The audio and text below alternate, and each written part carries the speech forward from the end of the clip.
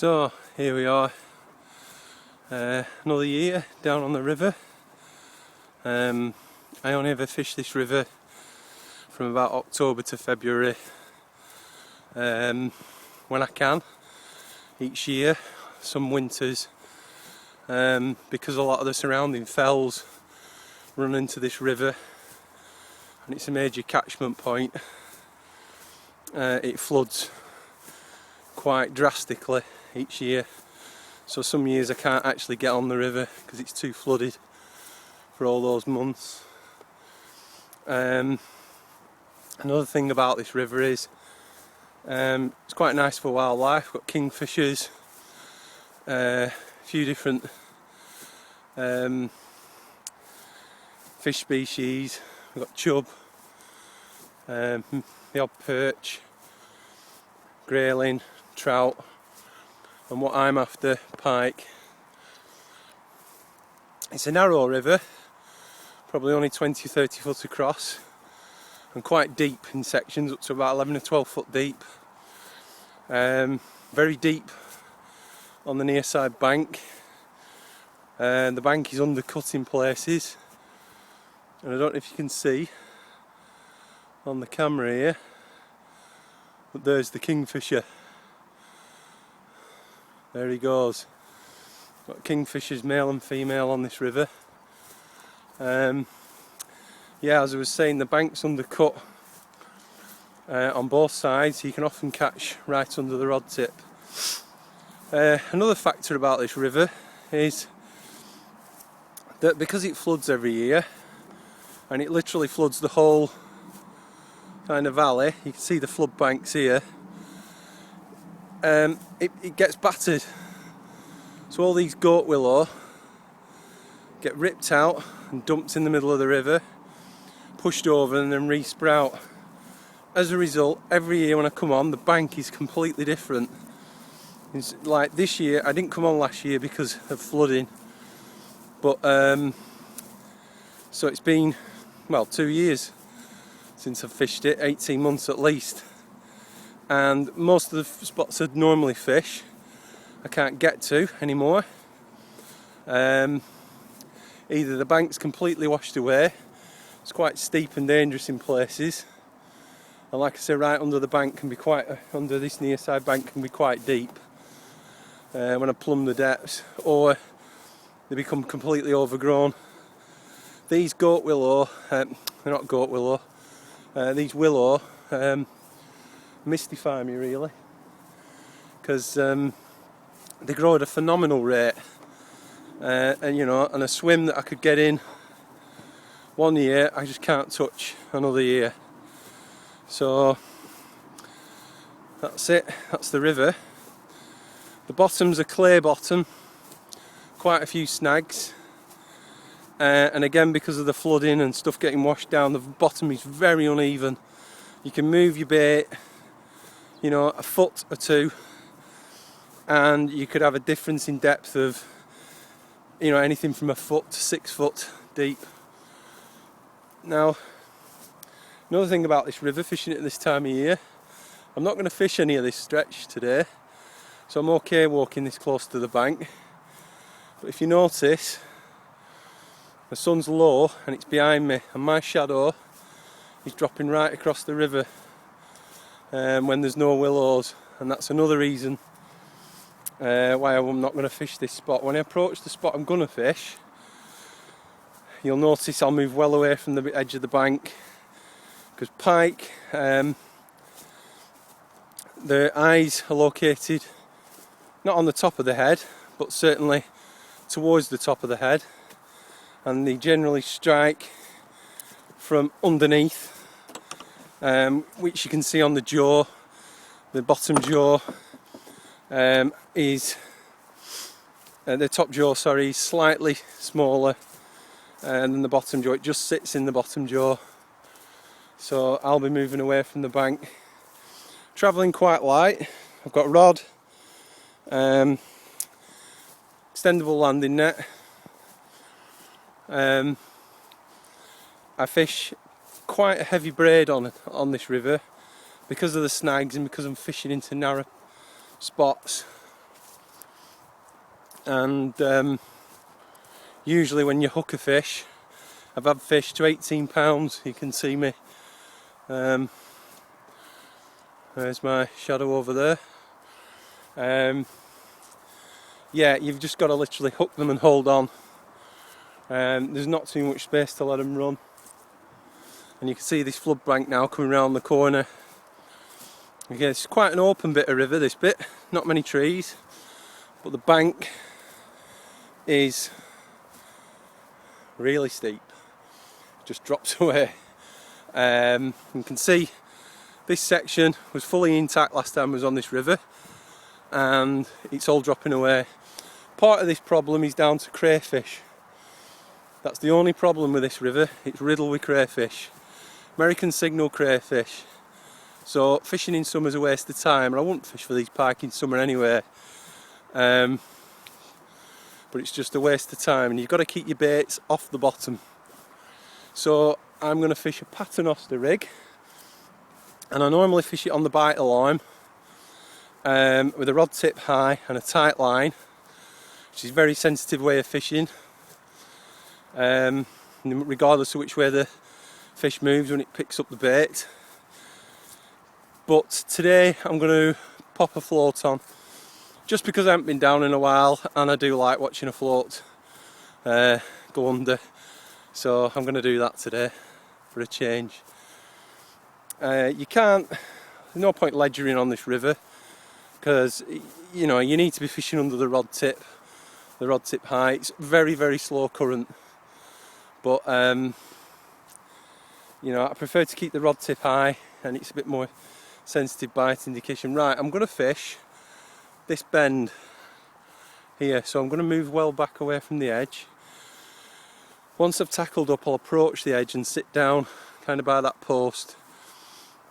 And the reason why I'm going to fish this is last night I came down for a bit of a recce, and I brought the lure rod with me, and I had a few casts for an hour or so.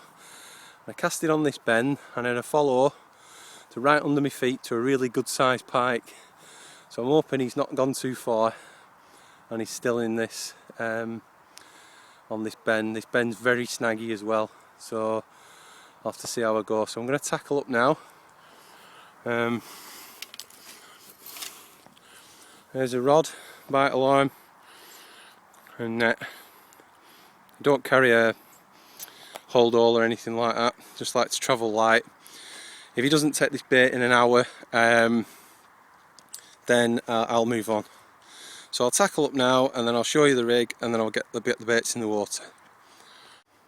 Okay, right, here's my rig. I've got a so it's a paternoster rig. I've got a little bit of power gum from Stop Knot. I've got a sliding bead. It's a tiny, small bead, but with a decent bore. And I've got a homemade slider float. Nothing special about it, having been homemade. Can be used one from the shop, but I just like seeing homemade stuff work.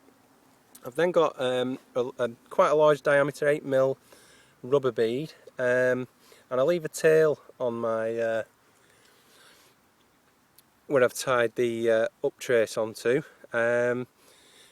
with the braid, and I'd just like to push, that's in case I do get any slippage. Don't think I ever have done, but you never know. And I push the tail back up through the rubber bead and jam it all in place and push it over the knot. Down here I've got, sorry, fingers in the way, iPhone. I've got my link. I've got more power gum down to my lead there, and then I've got my trace.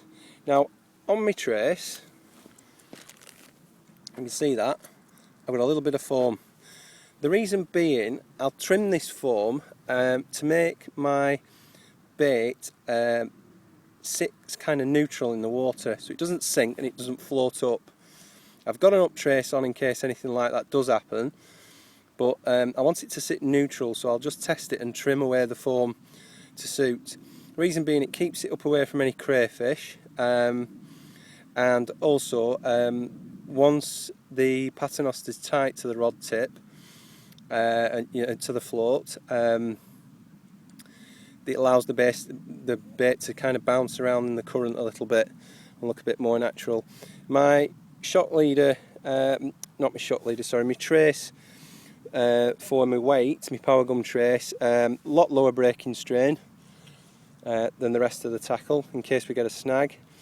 I've got a 1 ounce weight on, a gripper weight, and I pre-make these up. I pre-make everything up just to save a bit of time on the bank, and I have lots of different lengths made up.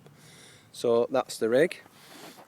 I've got my sardines, generally just use sardines, and I wrap everything individually in these freezer bags because I can reuse these bags, and keeping the baits wrapped individually just stops them all sticking together into one big lump. Okay, so I'll get a bait on, I'll get the rest of my tackle sorted, and we'll get away down to the spot. Oh, one last thing. It's kind of like 3 o'clock now, so it's going to be dark in an hour and a half. Most of my sessions are like this, quite short in the evening or morning. If you're fishing a short session and you're coming out with frozen baits, especially, you know, whether this works or not, I always puncture my baits, or I'll leave them in the fridge to defrost. The reason being, I just think, is while it's still frozen, it's not giving out much scent or many oils into the water. So if I can help it along a bit by puncturing it while it defrosts in the water, especially as the weather gets colder, because it'll defrost even less in the water, then I do that. So I'm just going to puncture the bait, mount the bait, and then we'll get down to the bank.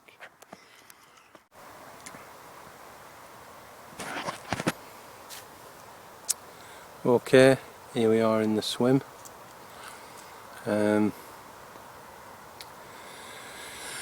As you can see, quite a lot of bankside vegetation, keeping my voice down so I hope you can hear me.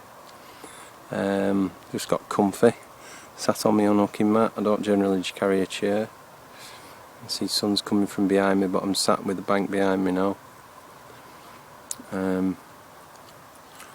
Rod's here by my feet, keeping the tip high, float there. You can see I'm fishing virtually right under the rod tip.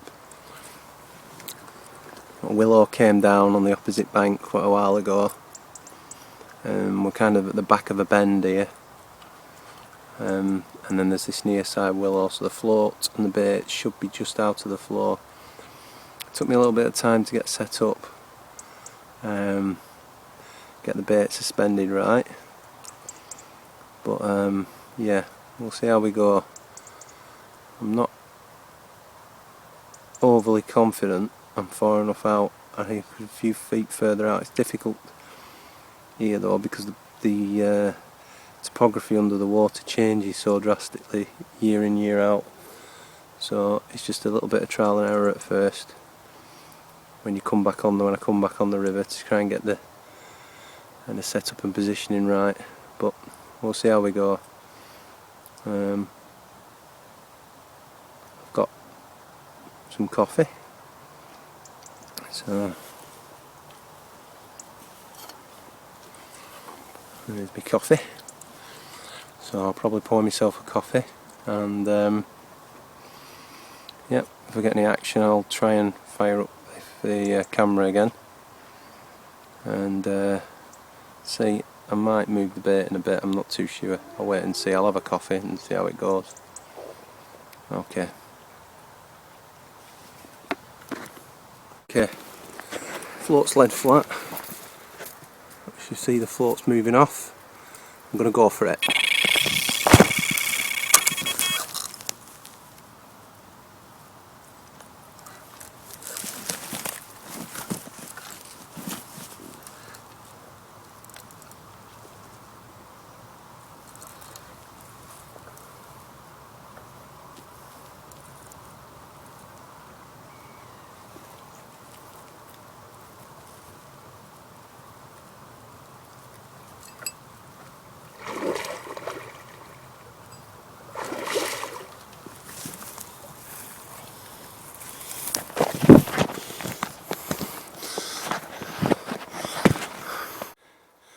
This is a good fish. It's the fish I thought I had. Sorry, she gave me a show last night. So this could be dodgy camera work.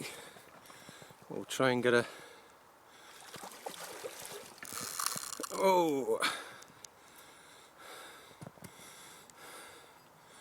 Yep.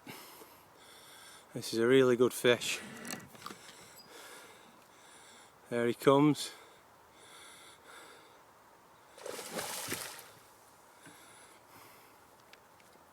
Right, I'm gonna have to get the net. I'll bag it in the net and then we'll have a look at it. Okay, here we have him. Nice, fat, broad pike. I'm gonna put him in the sling and weigh him, and then get him back in the water. That was a good fight. Put up a really good fight, that fish. Huge, huge tail. Not a tremendously long fish, but we'll see what he weighs. Right, he's gone back. That didn't take long. I must have been in the swim, sat there 5 to 10 minutes tops. Didn't even get a chance to finish my coffee. Unlucky mat, scales, everything's still out. Always a bit of adrenaline kicks in when that happens. Great watching that homemade float bob about. Must sound a bit out of breath, but I think it goes from calm and serenity, watching the wildlife, to all systems go. Complete contradiction, really. So I'm not going to try this spot again today. There's probably a few more pike knocking around. If there's one, there should be more. Maybe possibly a bit smaller. I'm going to move further upstream to another spot which I had a little bit of success on when I was last down on the river. So I think I'll pack up. I'm going to bin my coffee. It's probably gone a bit cold and dripped water from the river into my coffee. Yeah, and I'll move upriver and we'll give that a go. The only problem with the peg upriver is I did have a look at it last night when I was down with a lure rod, and the bank's quite overgrown, so I might not be able to get on there. I'll just have to see. Okay, okay, this is the stretch I'm going to fish. It's a long, it's like a gradual right-hander with a few of these eddies in. There's a big eddy there, a few sunken bushes, and the eddies are there because I don't know if you can see through that willow, but it comes around quite a sharp right-hand bend. The bank is way too steep to fish, just can't get on it. Over the other side's great, but that's off limits. Here below my feet it's more or less straight down. I'm hoping I can get a footing down there and get a rod in, and I'm going to be casting over towards that eddy, or maybe put it near those things, sunken willow. I'll give it a go and see. The slacker water will be in the eddies, so I'll just have to see how I get on. I have had fish out of this spot before, on lure and on bait, but not many, only a couple. Nothing of any great size. That last fish, once I deducted the weight of the net, the unhooking mat, it come in at about 13 3/4 pound, so not a bad fish for a river like this. I'm happy with that. Right, I'm all set up. Took a bit of faffing about again. Float's just out of those two eddies, pulled back into the float. I'm a little over depth on the float, so I've tightened the line a bit more, so I can see any takes. A couple of eddies there. I'll give that spot half an hour, see what happens. Bit treacherous here. This looks like banking under here, but it's not. It's just overhanging vegetation, and you can see that shelf there.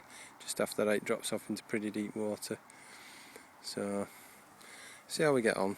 I've had a fish, so quite happy just to be sat here.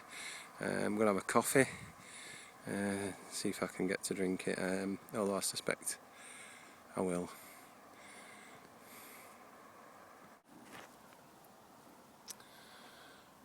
Okay, oh, got a take here. Just turn the rod on, got a take. Don't know whether that was the... oh, no it wasn't. It was the bite line falling over. Oh well, these things happen, made me jump out of my skin. I thought it'd be good timing, considering I just cranked up the camera, but it's not to be. So anyway, I was going to say the light's fading now. This camera's not very good, so it doesn't show it very well, but it is definitely fading, the light. Kingfisher's been on this willow here briefly. Earlier I said that the river came round that short right-hander. That's wrong, it's a short left-hander if you're coming down the river towards me. And as you can see, I've moved the float from over there and I've got it in that eddy now. It's quite a deep eddy, that, surprisingly deep. It's about 11 foot deep.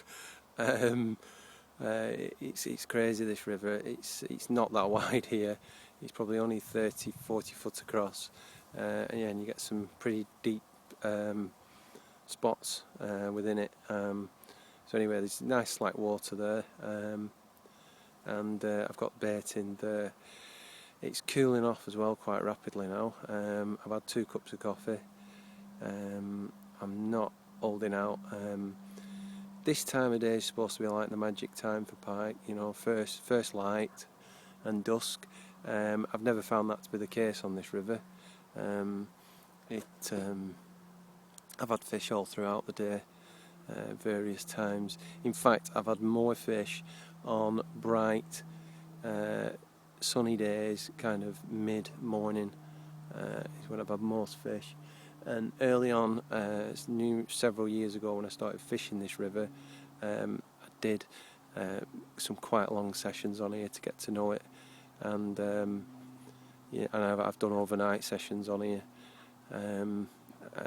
Nothing, not a sniff overnight, and I've tried for eels on here as well overnight, but nothing again. So anyway, I'm going to sit it out here a bit longer, and then I'm going to head home for my tea. Okay, last 10 or 15 minutes. I've moved my float again. I've moved it. I don't know if you can see it through there, through that, all that shrubbery. I moved my float down more against my own bank, getting a bit of slack water on this near side, further down. Float was doing some funny things over in that eddy, so as I suspected when I reeled in, signal crayfish, not a big one but a small one attached. Thankfully they hadn't destroyed my bait too much, but yeah, they're an absolute pain on this river. They're a nightmare. So yeah, I reeled in, tried a different spot. I'll probably get a similar situation here. You've got to be kind of keep the bait off the bottom. I've found as long as the bait's off the bottom that it's not too bad. I was getting quite disheartened a couple of years ago with the amount of crayfish on this river, battering my baits before I had time to, you know, but as soon as they got in the water, and you know, there's been some pretty big crayfish that have come out clinging onto me, to me dead bait.